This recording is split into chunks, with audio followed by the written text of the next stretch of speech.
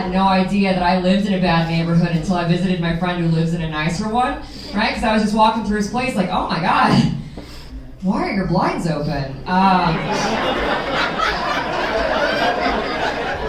Aren't you afraid? And he goes, no, if I go on vacation, I'll ask my neighbors to watch the house. So I had this brand new fantasy. I could have neighbors I could ask to watch my house instead of neighbors I'm afraid are watching my house. I never felt safe in that neighborhood, but I did feel pretty, you know. Got hit on at gas stations kind of a lot by guys who cut their sleeves off. That's the energy I project that could have this, you know? You guys have to understand, at the club, this has always been a 5, but at the 7-Eleven, this is a hard 11. Now, I live in the suburbs, and there are a lot of Trump flags, but there's an HEB within walking distance, and we all make trades.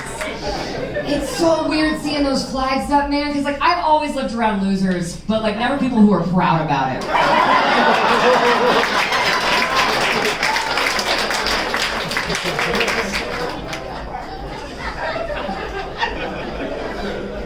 I actually got engaged this year, which is exciting. And then my dad died 2 days later. Oh my God, you had more of a reaction than I did. You say that's so sad? Oh my God, I hate to break this to you. What's your name? Laura. Laura. We're all gonna die. You're gonna die. Have you seen the traffic out there? You might die tonight. I don't know about you guys, but I have crazy road rage. So like, oh, I was so mad coming out here. There was a guy who just wouldn't pull out, and I got so upset until I saw the baby on board sticker on the back. I was like, my guy doesn't know how to pull out. But no, I don't want you to be sad about my dad dying. He had cancer. On the count of 3, if you or a loved one has been affected by cancer, let's yell, fuck cancer. 1, 2, 3. Fuck cancer! Yeah. You feel that? Yeah. We're all gonna go. It's not that big of a deal, but it just happened so much at the same time that everybody's like, Monna, what are you gonna do for your wedding? I'm like, bitch, I'm on my funeral. Like, a wedding, I can do that more than once if I have to. A funeral, I get one shot. And honestly, you know what, this isn't even a joke. The last words that I got to tell my dad, I got to tell him that I was engaged, and he said, oh, thank God, finally. I'm 28 for the second time, like, I'm not that old. But it made me think, like, is that what you were holding on for?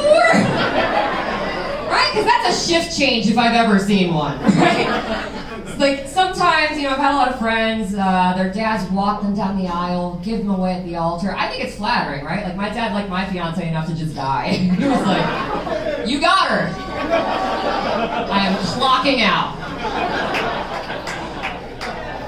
You know, something I really want for this year, more than anything, I want us to just stop commenting on people's weight, because you never know what you're actually saying to somebody. Like, one of the last times I got to see my dad, we were out to brunch, and this guy that we used to know from church came up, and he goes, oh my God, Dawn, you've lost so much weight.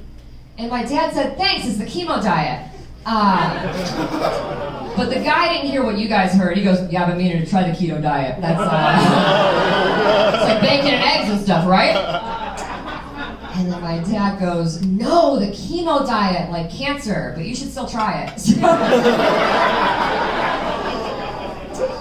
I felt so bad for my therapist, because it was like all in 1 week, right? Like, I told her that I got engaged. I did the same thing to her I did to you guys. Where I was like, I got engaged, and she went, oh, and I was like, nope, but then my dad died, you gotta work, bitch. Buckle up. We're earning that copay